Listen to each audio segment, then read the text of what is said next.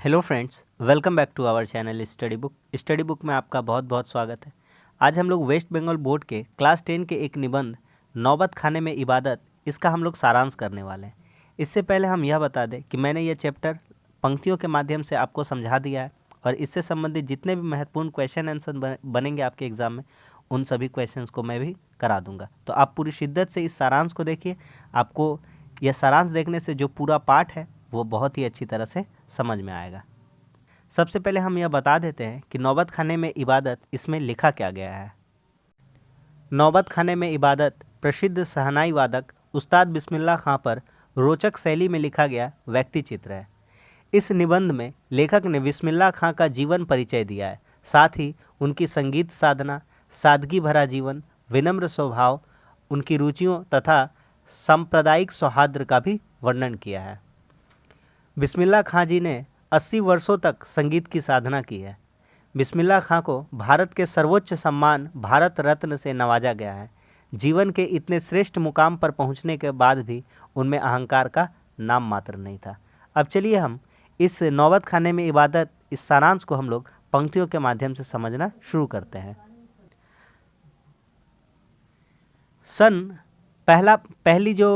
पहला जो महत्वपूर्ण बिंदु है वह है अली बख्श का शहनाई वादन, जहाँ से इनको प्रेरणा मिलती है, जहाँ से इनकी शिक्षा दीक्षा प्रारंभ होती है शहनाई के लिए।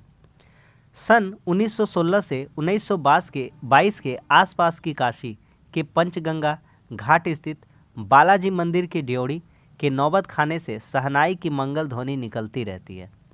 उस समय 6 साल के अमीरुद्दीन को राग रागनियों की समझ नहीं है। अमीरुद्दीन कौन है? अमीरुद्दीन वही है जो आगे चल कर के उस्ताद बिस्मिल्लाह खां के नाम से मशहूर होते हैं। अमीरुद्दीन तथा उसके बड़े भाई शमसुद्दीन के दोनों मामा सादिक हुसैन तथा अली बख्श, दोनों का नाम, उनके मामा का नाम क्या है? उस्ताद बिस्मिल्लाह खां साहब के सादिक हुसैन और अली बख्श देश के जाने माने शहनाई वादक है। उनके अब्बा जान भी शहनाई बजाते थे।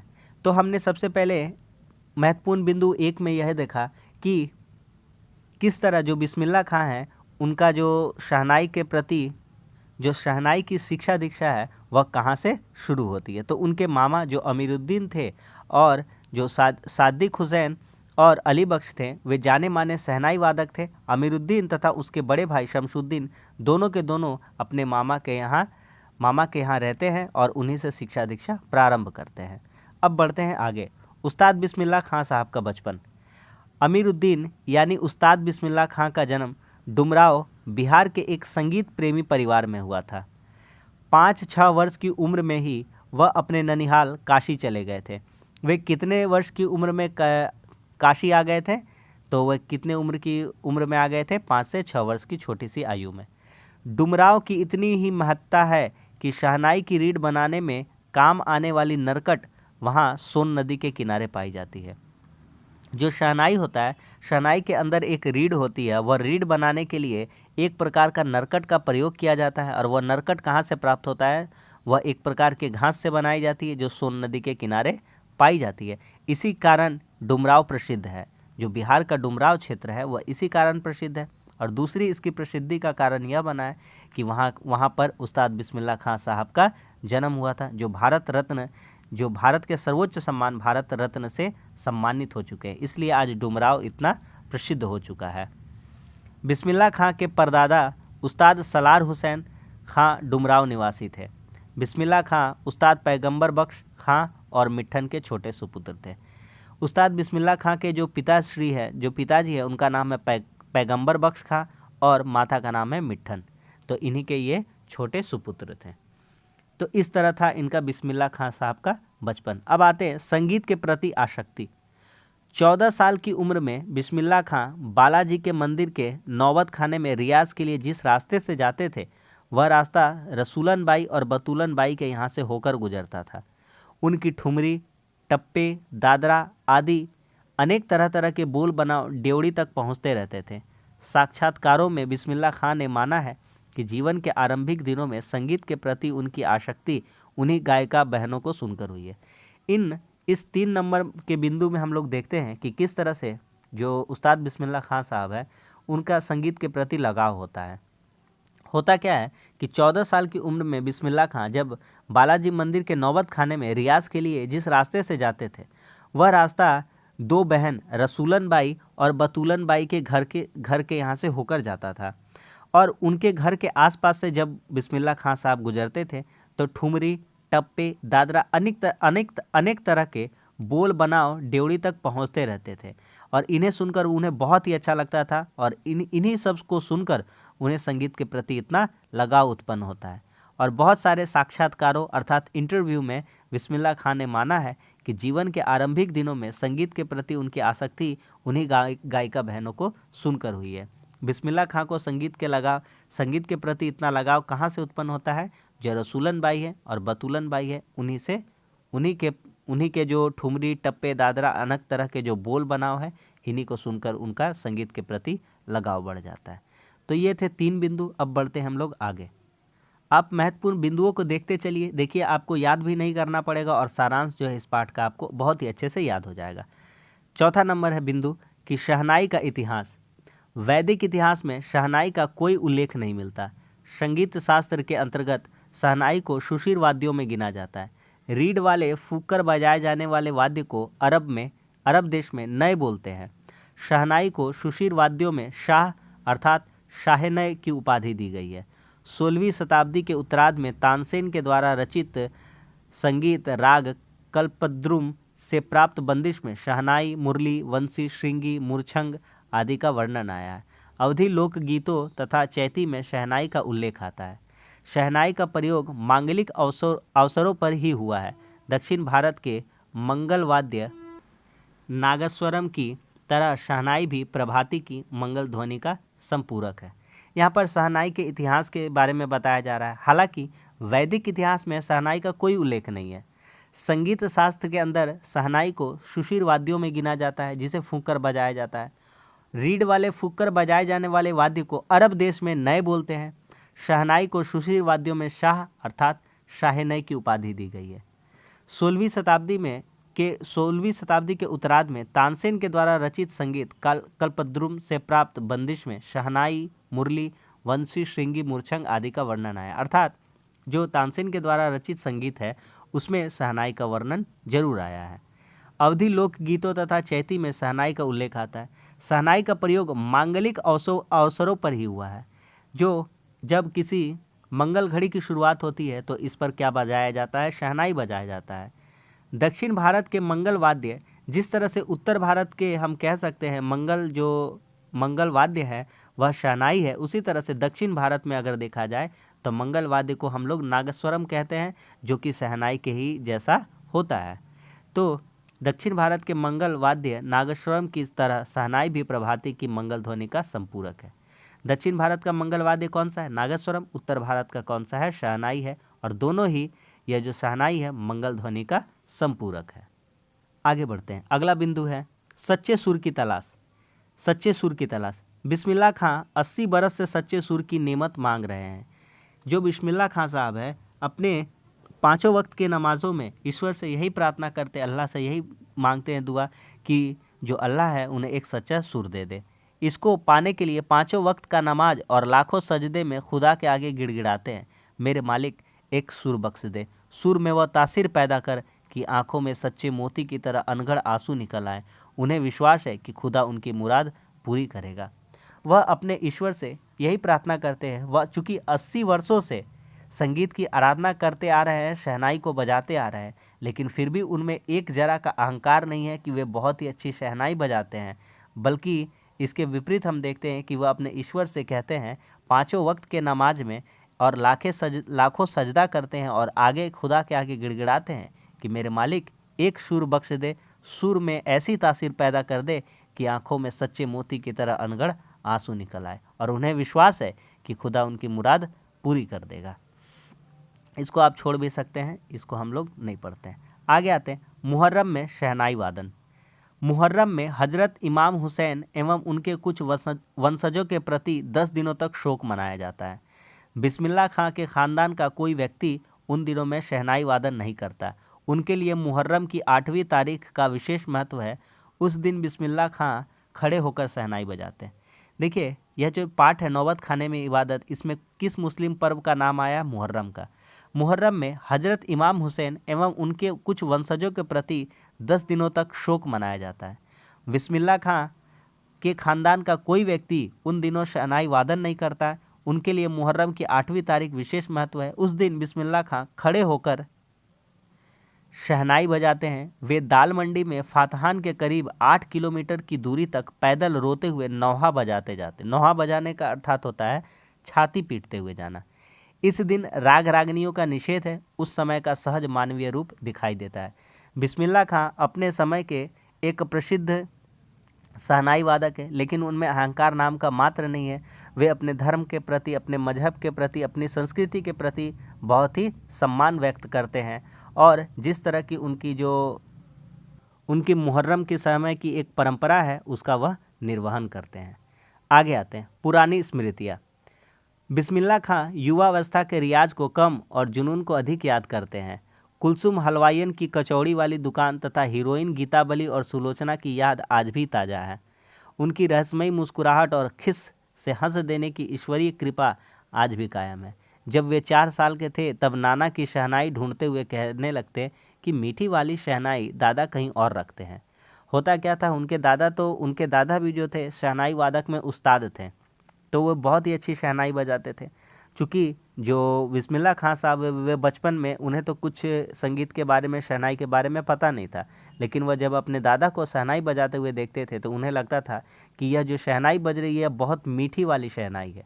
और दादाजी के शहनाई बजा लेने के बाद वह क्या करते थे, अपने नाना जी की शहनाई को ढूंढते थे। नाना जी को, दादाजी की नहीं, नाना जी की शहनाई ढूंढते हुए कहते थे लगता है मीठी वाली शहनाई दादा कहीं और रखते हैं। क्यों? क्योंकि जितने भी शहनाई थे उनके नाना उतने प्रकार के शहनाई को ही बहुत ही अच्छे सुर से बजाते थे, लेकिन ये चूँकि बिस्मिल्लाह खां साहब छोटे बच्चे हैं तो उन्हें बजाने का तरीका नहीं पता है। तो वे सोचते थे कि मेरे नाना ने जो मीठी वाली शहनाई है कहीं और छुपा रखी है। अपने मामू अली बख्श खां के शहनाई बजाते हुए सम पर आते ही वे एक पत्थर जमीन पर मारते थे। सम पर आने की तमीज़ उन्हें बचपन में ही आ गई थी। संगीत का संबंध है सम से, परंतु दाद देने की नहीं। बचपन में मामू, मौसी और नानी से 2-4 पैसे लेकर सुलोचना की नई फिल्म देखने के लिए निकल पड़ते थे। उनकी जो पसंदीदा हीरोइन थी वह कौन थी? सुलोचना थी। कुलसुम हलवाइयों द्वारा कलकलाते घी में कचौड़ी डालने पर जो छन की आवाज़ होती थी उसमें उन्हें संगीत के सारे आरोह अवरोह दिख जाते थे। संगीत का ही होता है आरोह अवरोह, जिसमें सारे गामा पाधा नी आरोह होता है और उसी स्वर को हम जब नीचे उतरते हैं तो वह क्या हो जाता है? अवरोह हो जाता है। तो यही कहते हैं कि जब कुलसुम हलवाई द्वारा कलकलाते घी में कचौड़ी डाला जाता था, जो छन की आवाज़ होती थी उसी में उन्हें संगीत के सारे आरोह अवरोह दिख जाते थे। इस प्रकार की उनकी संगीत साधना थी। तो इन महत्वपूर्ण बिंदुओं में हमने देखा कि किस तरह वे अपने युवावस्था, अपने किशोरावस्था को याद करते हैं और अपने रियाज को कम याद कर रहे हैं और अपने जुनून को बहुत ही अधिक याद कर रहे हैं कि किस प्रकार उनका बचपन का जीवन व्यतीत हुआ। अगला बिंदु है काशी के प्रति श्रद्धा। काशी में संकट मोचन हनुमान मंदिर में हनुमान जयंती के अवसर पर संगीत आयोजन होता है। इसमें बिस्मिल्लाह खां अवश्य रहते थे। यद्यपि वे अपने मजहब के प्रति अत्यधिक समर्पित थे, परंतु काशी विश्वनाथ जी बालाजी के प्रति भी उनकी अपार श्रद्धा थी। हम देखते हैं कि वे एक मुसलमान हैं, लेकिन एक मुसलमान होते हुए भी अपने मजहब के प्रति तो उनका जो समर्पण भाव था वो तो था ही, लेकिन बिस्मिल्लाह खां साहब और जो धर्म है, मजहब है, उनका भी सम्मान करते थे। इन पंक्तियों में हमें यह देखने को मिलता है कि किस प्रकार वह काशी में संकट मोचन मंदिर में हनुमान जयंती के अवसर पर संगीत आयोजन होता था, उसमें बिस्मिल्लाह खां रहते थे और शहनाई बजाते थे। परंतु काशी विश्वनाथ जी बालाजी के प्रति भी उनकी अपार श्रद्धा थी। काशी से बाहर रहने पर वे उस दिशा में मुंह करके थोड़ी देर तक शहनाई अवश्य बजाते थे। अगर वे कभी भी काशी के क्षेत्र से बाहर जाते थे तो वे जिस भी जगह पर, स्थान पर, जिस भी क्षेत्र में रहते थे, वे क्या करते थे, काशी जिस दिशा में है और उस दिशा की ओर जिस तरफ संकट मोचन हनुमान मंदिर है और बालाजी का मंदिर है, उनकी तरफ मुँह कर उनके प्रति, अपने जो आराध्य हैं संकट मोचन जो हनुमान जी है और बालाजी हैं, उनके प्रति श्रद्धा व्यक्त करते हुए शहनाई बजाते थे। वे अक्सर कहते थे, क्या करे मियाँ, ये काशी छोड़कर कहाँ जाए, गंगा मैया यहाँ, बाबा विश्वनाथ यहाँ, बालाजी का मंदिर यहाँ। हमारे लिए स्वर्ग भी यही है, हमारे लिए सब कुछ यही है। अब आते हैं अगला बिंदु पे, सादगी भरा जीवन। किसी दिन एक शिष्या ने उनसे अनुरोध किया कि आप यह फटी लुंगी ना पहना करें, अब तो आपको भारत रत्न भी मिल चुका है। खां साहब ने कहा कि भारत रत्न हमको शहनाई पर मिला है, लुंगी पर नहीं। मालिक से दुआ यही है कि फटा शुर ना बख्शे। वे मलाई बर्फ़ और कचौड़ी जलेबी को बहुत याद करते थे। इन पंक्तियों में हम देखते हैं कि उनका जीवन जो है कितना सरल और सादगी भरा रहता है।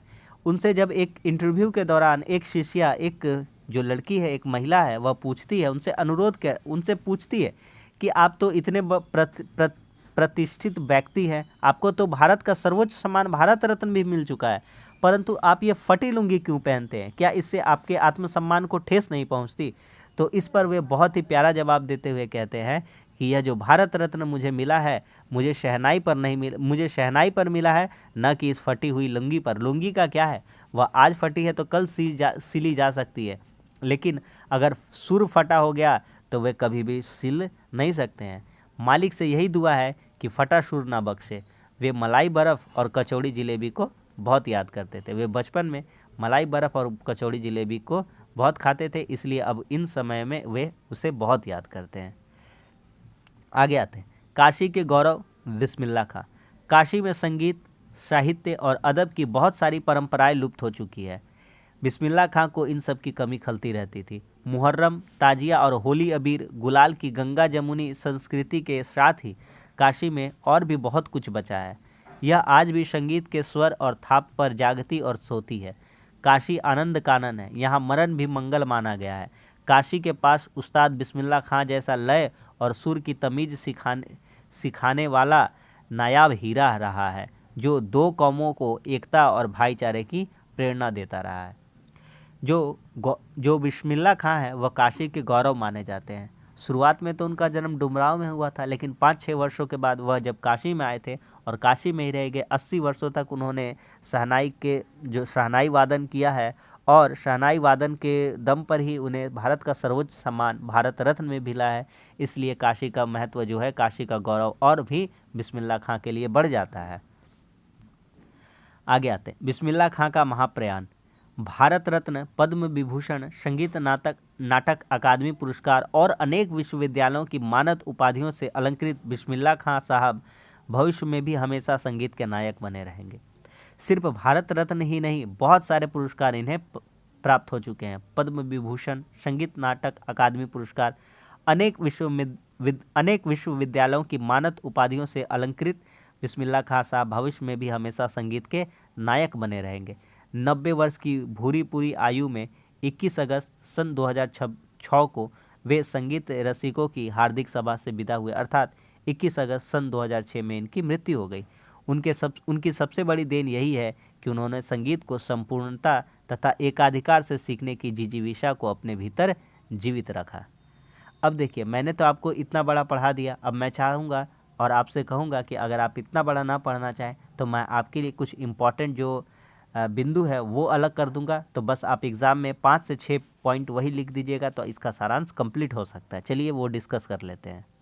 सबसे पहले अगर आप इनका पाठ का सारांश लिखने जाते हैं तो आपको ये लिखना पड़ेगा। तो ये वाला 2 नंबर बहुत ही इंपॉर्टेंट है। इसमें क्या है, उस्ताद बिस्मिल्लाह खां साहब के बचपन के बारे में बताया गया। फिर से आप ये लिख सकते हैं कि संगीत के प्रति उनकी आसक्ति कहाँ से उत्पन्न हुई थी, तो 2-3 जरूर लिखिएगा। उसके बाद हम आते हैं सच्चे सुर की तलाश, आप इस बिंदु को लिखिए।